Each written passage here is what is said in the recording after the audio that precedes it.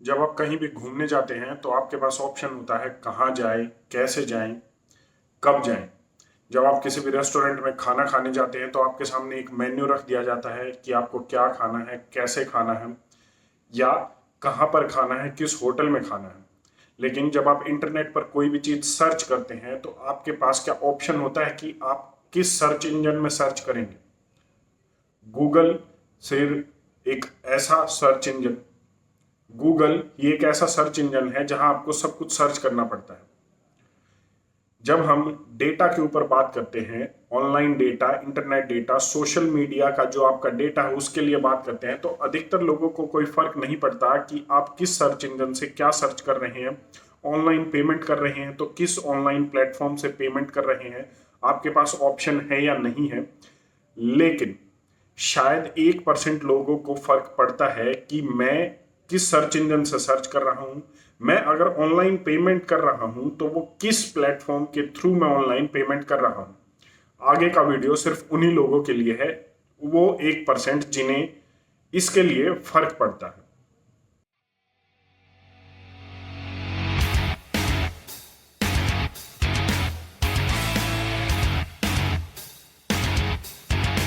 CCI, competition commission of India, 1337 crore का जुर्माना इन्होंने गूगल पर लगाया है और गूगल पर ये पिछले 7 दिन में लगने वाला दूसरा जुर्माना है। इससे पहले का लगभग 900 करोड़ रुपए का जुर्माना गूगल पर लगा था।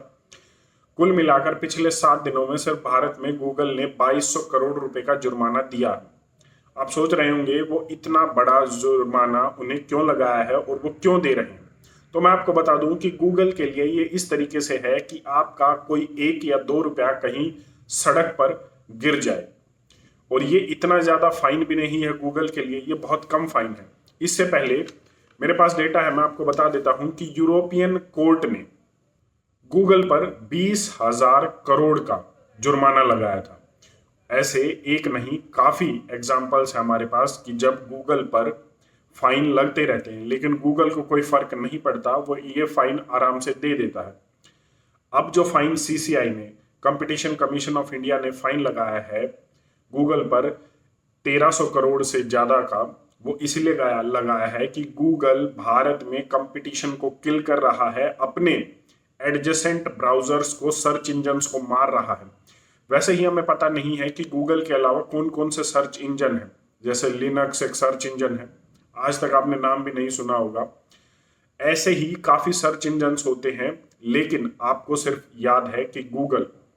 लेकिन इसके साथ साथ मैं आपको बता दूं कि जब आप कोई भी एंड्रॉयड फोन लेते हैं तो आपके फोन में काफी ऐसी एप्स आती हैं जो प्री इंस्टॉल्ड होती हैं। वो होती ही होती हैं, आप उन्हें इंस्टॉल कीजिए या मत कीजिए। लेकिन मैं आपको बता दूं कि जब आप फोन खरीदते हैं तो जो कुछ एप्स आपके फोन में आती हैं, आप उनको अपने फोन से डिलीट भी नहीं कर सकते। ये क्यों हो रहा है, ये मेंडेशन क्यों हो रही है? क्या आपको नहीं लगता कि ये लोग डिसाइड कर रहे हैं कि आपको कहाँ जाना है, कैसे जाना है, कब जाना है? क्या आपको नहीं लगता कि इसमें से कोई गुलामी की बदबू आ रही है कि आपके पास कोई ऑप्शन नहीं है? ये सब चीजें वो तय कर रहे हैं कि आपको अगर कोई चीज सर्च करनी है तो गूगल पर सर्च करनी पड़ेगी, आपके पास इसके अलावा कोई ऑप्शन नहीं है। अगर आपको कोई ऑनलाइन पेमेंट करनी पड़ेगी तो गूगल के किसी एक प्लेटफॉर्म के पेज पर वो लेकर आपको जाएंगे, उसी पर ही आपको वो पेमेंट करनी पड़ेगी। आपके पास इसके अलावा कोई ऑप्शन नहीं है। टेक्सास में जो खुद यूएस में है, यूनाइटेड स्टेट्स ऑफ अमेरिका में है, उसमें गूगल पर एक केस लगा है जिसमें बताया गया है कि गूगल ने गलत तरीके से, चोरी से लोगों की बायोमेट्रिक इंफॉर्मेशन को चुराया है। Competition commission of India, CCI ने जो अभी 1,000 करोड़ से ज्यादा का फाइन अभी गूगल पर लगाया है, उसको जब ये इन्वेस्टिगेट कर रहे थे 2021 में, तो उनका कुछ डेटा, सीसीआई का कुछ डेटा लीक हो गया, कुछ पेपर्स लीक हो गए उस इन्वेस्टिगेशंस के दौरान। और वो पेपर्स किसे मिले? गूगल को मिले। और गूगल ने खुद वापस सीसीआई पर, कंपटीशन कमीशन ऑफ इंडिया पर ही केस ठोक दिया। क्या ये आपको कुछ एक एक्सीडेंट की तरह लगता है क्या?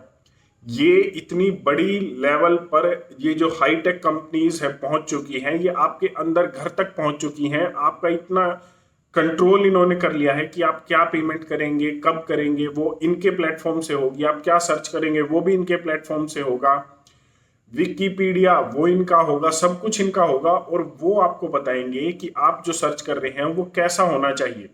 अगर आप हिस्ट्री सर्च कर रहे हैं तो ये उसको एडिट कर सकते हैं, अगर आप ज्योग्राफी सर्च कर रहे हैं उसको एडिट कर सकते हैं। मतलब आपका टोटल कंट्रोल इनके पास होना चाहिए, ऑटोनोमस कंट्रोल इनके पास होना चाहिए। क्या आपको इसमें से कोई भी बदबू नहीं आ रही है कि ये एक मानसिक गुलामी, एक साइकोलॉजिकल वॉरफेयर चल रहा है? क्योंकि अगर ऐसा नहीं है तो आपके पास ऑप्शन होने चाहिए। ये आपको डिसाइड करना चाहिए कि किस प्लेटफॉर्म को आप सेफ समझते हैं, किस प्लेटफॉर्म से आपको पेमेंट करना है, आपको कब पेमेंट करना है। और मैं आपको बता दूं कि ये लोग इतने बड़े बड़े फाइन, 20,000 करोड़ का यूरोपियन कोर्ट ने फाइन लगाया, अब 2200 करोड़ से ज्यादा का फाइन यहां भारत में लग चुका है। ये इतने बड़े बड़े फाइन ये हाईटेक कंपनीज देती कैसे? तो मैं आपको बता दूं कि डेटा वही चीज जिससे जो आप सुनना नहीं चाहते, वो डेटा जो इकट्ठा होता है कि आपने पेमेंट कितनी की, कब की, कहाँ की, आपने क्या सर्च किया, आप कहाँ घूमना चाहते हैं, आप कैसे घूमना चाहते हैं, ये जो डेटा बिकता है ये हजारों नहीं लाखों करोड़ में बिकता है। और यही डेटा वो चाहते हैं। गूगल को पता है कि उसे 2200 करोड़ रुपए देने हैं फाइन के लिए, और उसी डेटा को बेचकर वो 22,000 करोड़ कमाएगा। तो उसे 2200 करोड़ देने में कोई समस्या नहीं आती, कोई प्रॉब्लम नहीं आती। यही वो लोग चाहते हैं। और मैं आपको बता दूं कि आप बेशक से इसको सीरियसली मत लीजिए कि आपका डेटा इंपॉर्टेंट है या नहीं है, वो जरूरी है या नहीं है। बात यहां पर ये नहीं है कि आपको फर्क पड़ता है या नहीं पड़ता। बात यहां पर ये है कि वो लोग जिस चीज को, जिस डेटा को इकट्ठा कर रहे हैं उससे उन्हें फर्क पड़ रहा है। और देखा जाए तो फर्क आपको पड़ रहा है, गुलाम आप हो रहे हैं, वो नहीं हो रहे। उन्हें तो पैसे भी मिल रहे हैं, आपका डेटा भी मिल रहे हैं, उसके बाद वो अपने प्रोडक्ट्स भी आपको बेच रहे हैं। एक रिपोर्ट में बताया गया है कि आप 30 से 40% वो चीजें खरीदते हैं जिन चीजों की आपको जरूरत ही नहीं होती। वो कैसे खरीदवाई जा रही हैं? वो इसी डेटा के माध्यम से खरीदवाई जा रही हैं। उन्हें पता है कि जनवरी में आप क्या खरीदने वाले हैं, उन्हें पहले से ही पता होता है, क्योंकि उनके पास पिछले 10 से 15 साल का डेटा होता है। उन्हें पता है कि आप मेल है या फीमेल है, उन्हें पता है कि आपका मोबाइल नंबर कहाँ है, आप किस एरिया में है, आपको किस एरिया के मॉल का, किस एरिया का सिनेमा थिएटर की एड आपको दिखानी है। उन्हें पता है कि आपकी जरूरतें क्या हैं, उन्हें पता है कि आपके घर में अब टीवी आने वाला है, स्मार्ट टीवी आने वाला है। मैं आपको बता दूं कि सीसीआई अभी इन्वेस्टिगेट कर रहा है कि गूगल ने स्मार्ट टीवी में जो अपनी मोनोपोली लाई है, जो अपना एकाधिकार लाया है, जो ऑप्शंस वो अब आपको नहीं दे रहा है कि आपको यही खरीदना पड़ेगा, उस पर भी इन्वेस्टिगेशन चल रही है। और आगे ऐसा चलकर ऐसा ही कुछ सामने आएगा। बेशक से आप इसकी गंभीरता को ले रहे हैं या नहीं ले रहे हैं वो आपके ऊपर है, लेकिन ये एक सीरियस इश्यू है। ये आपसे जुड़ा हुआ है, ये आपकी इंफॉर्मेशन से जुड़ा हुआ है कि आप पर एक बहुत बड़ी समस्या है। वो चीजें चाह रहे हैं कि वो कब खरीदेंगे, आप कब खरीदेंगे, आप कैसे जाएंगे, घूमने जाएंगे, ये वो लोग डिसाइड कर रहे हैं। क्या आपको इसमें कोई भी गलत नजर नहीं आ रहा?